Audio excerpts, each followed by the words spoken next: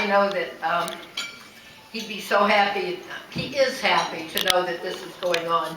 I want to thank you for some things. On his 70th birthday, I don't know who all did it, but some of you sent us on a cruise. There were no karate people there.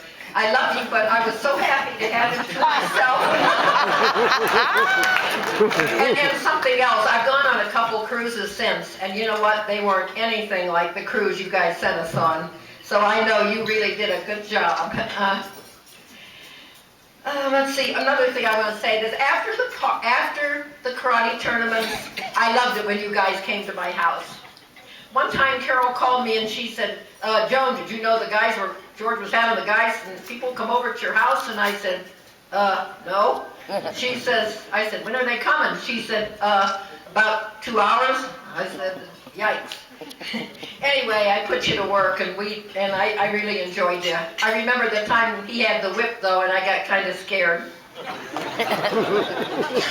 Anyway, I also want to thank you for, at calling hours, there were so many of you that they had to keep the funeral parlor open a couple extra hours. And I just want you to know I really appreciate you coming at that time. It was real important to me. And also at the funeral. And I was glad, though, that you didn't do your holler, at my church.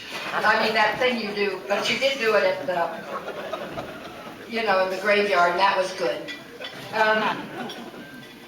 Okay, I just wanted to say thank you about the headstone, because I would have no idea what to write about karate on the headstone, but you kept the headstone, and you had all these positions and things put on the back of it, and then I did the front, and it's beautiful. So if you haven't seen it, it's really a gorgeous headstone. So, and since you're such an important part of it, I hope that you'll get a chance to see it. And I think that I'm going to stop at that, because I have a tendency to yakety-yak. Anyway, I'm happy to see all of you, and especially that guy from Nepal that told me to shut up. He said, shut your mouth, and he didn't mean it in a bad way, but I kind of had to stop and think a minute. Of course, we were climbing up 100 steps of a pyramid. This was in Nepal. In Nepal, and I was going and he goes, shut your mouth, because he meant that I could breathe better. In America, that's not what it